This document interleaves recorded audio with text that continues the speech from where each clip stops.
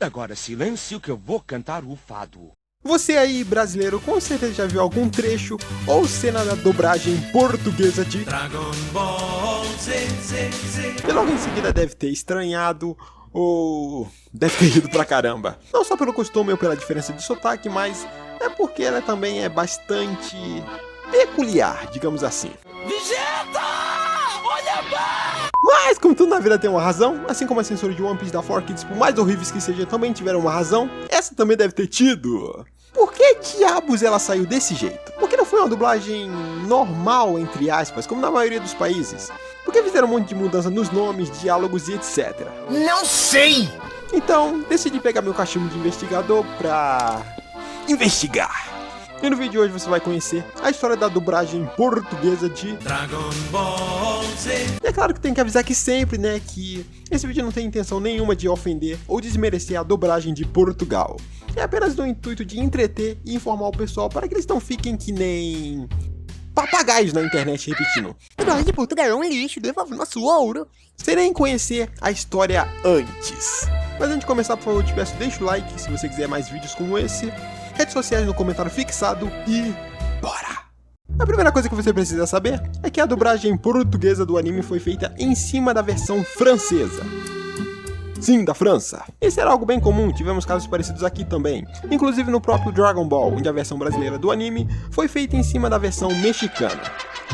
Ou em outros animes, quando a versão brasileira era feita em cima da norte-americana, ao invés da original japonesa. Provavelmente por questões econômicas.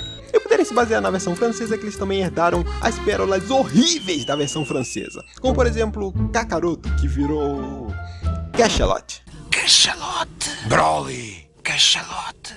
Saiyajin viraram guerreiros do espaço. Parece até que eles eram apenas guerreiros que só viviam no espaço, não tinham planeta nem espécie. Super Saiyajin viraram super guerreiros. E Piccolo, adivinha o que virou? Coraçãozinho de Satã. Que nojo! Desculpa, mas não tem como levar esse nome a sério. Mas, como eu disse, essa parte pelo menos não foi culpa dos portugueses, e sim dos franceses, pois lá o personagem era chamado de Satan Petitcool. Provavelmente uma tradução errônea do nome Piccolo. E é claro que, como o Piccolo tinha Satã no nome, o Mr. Satan acabou ganhando outro nome: Hércules. O que era engraçado, né? Pois em todos os lugares ficavam escritos Satã, os fãs dele ficavam segurando placas com o nome Satã, mas gritavam Hércules! E assim como herdaram os nomes alterados, os golpes alterados, o roteiro alterado da versão francesa, eles também herdaram a linda abertura da França. Dragon Ball Z. Energia total. São jogos de grande ação. Tu és o herói Son Goku. Que porra é essa? Mas aparentemente isso mudou com a chegada de Dragon Ball GT, que esses sim se basearam na versão original, tanto que a abertura foi baseada na versão japonesa. GT, Dragon Ball GT, guerreiro, para poder a galáxia. Desculpa que parece muito que eles estão xingando. Mas continuando, pra piorar ainda mais a situation, a versão francesa, além de ter alterado tudo, né, também continham lindas censuras, como por exemplo nessa cena.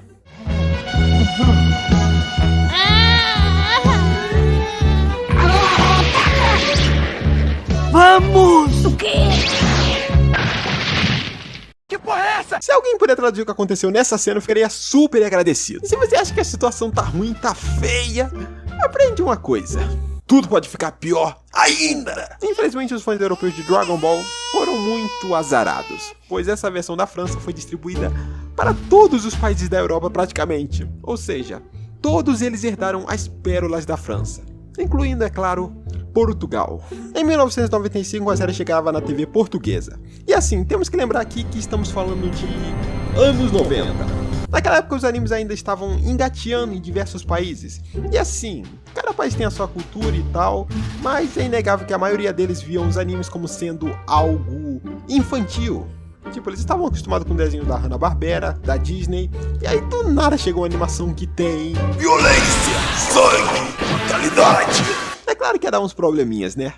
Acontece que a emissora que transmitiu o anime em Portugal, a SIC, estava preocupada com a violência do anime. Mesmo o anime sendo baseado em uma versão caralhadamente censurada da França, a SIC mandou o estúdio de dublagem, a Nova H, censurar mais ainda. Eu quero que vocês reterem a violência do anime. Então, para amenizar a violência, os dubladores tiveram total liberdade criativa para deixar a dublagem mais leve, ridicularizando as cenas violentas do anime, como por exemplo, nas cenas em que os personagens ficavam gritando de dor. Ao invés de dor, dá mais para prazer.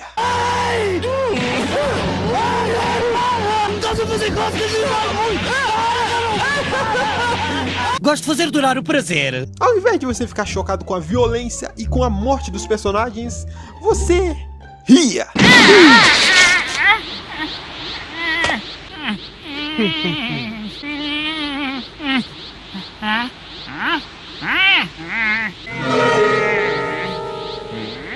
E de fato não tem como não rir de uma belezura dessas, né? Como nas cenas em que o Capitão Guinil cantava ópera do nada.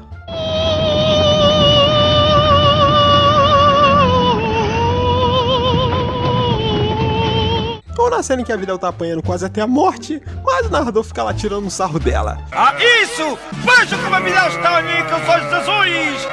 Calma, Videl! Calma, Videl! Calma, Videl! Hein? E além deles deixarem essas cenas de sofrimento engraçadas, eles também colocavam gírias e piadinhas nas dublagens que só os portugueses entendiam. É a Miss Portugal 97! Isso me lembra um pouco o Yu Yu Hakusho, onde também colocavam muitas piadinhas e gírias brazucas. Tô na área, derrubou é pênalti. A diferença é que Yu Yu Hakusho, além de ter uma dublagem muito bem produzida e que não satiriza os momentos sérios do anime, a equipe de dubladores não é tão pequena a ponto de ter somente 6 dubladores dublando mais de 100 personagens. É o quê? Sim, pode parecer algo meio inacreditável, mas a dublagem portuguesa dos 3 primeiros Dragon Balls, pelo menos, era composta por um time de apenas 6 ou 7 dubladores. Sinceramente, eu não entendo como isso era algo aceitável na época. E o que é que tem de mais? É claro que isso causou uma centena de repetição de vozes, que também causou uma mudança de timbre em certas vozes. Alguns personagens chegavam a ter uma voz super caricata, enquanto outros tinham um efeito de distorção bizarros para disfarçar a semelhança de vozes, como por exemplo na voz do Piccolo, ou Coraçãozinho de Satã, melhor dizendo, que de fato tinha uma voz de Satã. Esta luz, ele vai usar a técnica da pulverização pela luz. É impressionante. Do Pai, do Filho e do Espírito Santo. Ou o céu, que aparentemente dublava em frente a um ventilador. Contigo eu não acreditei em ti.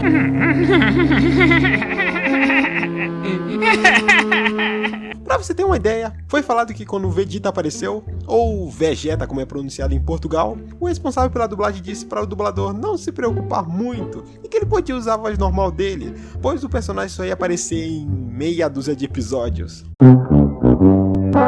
E é claro que tudo isso virou meme, né? Porque depois de tudo isso, a internet chegou. E a dublagem portuguesa de Dragon Ball ficou conhecida internacionalmente por ser muito engraçada. Hoje em dia existem diversos vídeos e comentários não só de brasileiros, mas de gringos reagindo à dublagem e logo em seguida morrendo de rir. E bom, apesar de todas essas pérolas e problemas que a dublagem teve, uma coisa não podemos negar. Ela fez muito sucesso em Portugal, vendeu muitos produtos e hoje em dia é lembrada com bastante carinho por muitos portugueses. Mas apesar de muitos se lembrarem com carinho, esse tipo de coisa nem ferrando seria aceitável hoje em dia, visto que os dubladores portugueses não tiveram a mesma liberdade em Dragon Ball Super, já que também tem muitos fãs portugueses que viram a versão original e passaram a não gostar das adaptações portuguesas. E se eu fosse um português, provavelmente eu também seria uma dessas pessoas, pois a nostalgia, por mais que ela seja bonita, ela infelizmente cega as pessoas. Eu tô cego! Tô cego dos olhos! Pois se eu sou fã de uma obra, eu não gostaria que mudassem o sentido original dela, dos momentos sérios, pois eles também são muito marcantes e foi isso que fez o anime fazer sucesso no mundo inteiro. Mas aí na dublagem portuguesa, seus olhos vê o personagem sofrendo, morrendo, mas seus ouvidos escutam ele fazendo piada. Isso não faz muito sentido pra mim, mas assim, é só minha opinião, tá? E eu respeito quem gosta. Os dubladores de certa forma não têm culpa, eles deram o seu melhor. E você gostando ou não da dublagem portuguesa, ela cumpre muito bem seu objetivo: fazer as pessoas rirem. Tu contas com o ovo no cu da galinha.